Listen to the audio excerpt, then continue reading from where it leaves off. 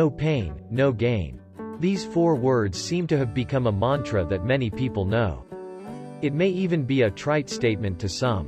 But behind that sentence, there is actually deep wisdom about emotional intelligence, and how our feelings can be harnessed for personal development. This view was expressed by Nick Hobson, chief behavioral scientist at The Behaviorist, in an article on the Inc.com page. Basically, everyone is trying to be better. Because it is a fundamental psychological drive that motivates most of our everyday human behavior, whether we know it or not. We're always looking for little hacks that will help us work better, to learn faster, work more productively, and communicate more effectively. New research in psychology and neuroscience shows that our emotions play an important role in our ability to perform well on a variety of different tasks. For centuries, he said, it was believed that reasoning without calculated emotions was the model for optimal performance.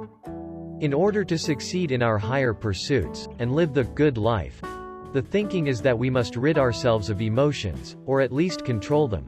But the fact is, emotions as we now know play an important role in every aspect of our behavior and higher-order decisions.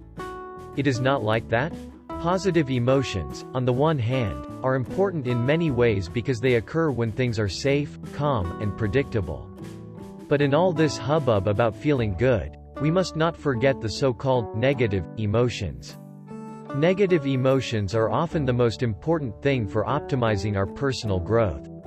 Feeling anxious anxiety, for example. This negative state occurs when something is uncertain in the environment. The brain sends out a stream of cognitive, behavioral, and physiological signals that make a person pay attention to things that cause uncertainty. The uncomfortable feeling of anxiety is a subjective state that prompts us to fix whatever needs to be fixed. In the context of performance, anxiety, and negative emotions in general, triggers a feedback system in the brain. Hobson says this tells us that something about our performance is starting to suffer. Negative experiences of anxiety stem from a momentary sense of failure, which sounds the brain's alarm, sending signals that tell the rest of the system that some corrective action needs to be taken. But when we feel good, experience radiant positive emotions, those same alarm signals become muted. Or, at least the alarm didn't ring loudly. The result? Our brains are less likely to detect subtle declines in performance. For example, of course this means we are never really in a position that we could be at the very best. So, some anxiety, in other words, can be a good thing for our optimal performance. When we say, no pain, no gain, it is literally true at the brain level.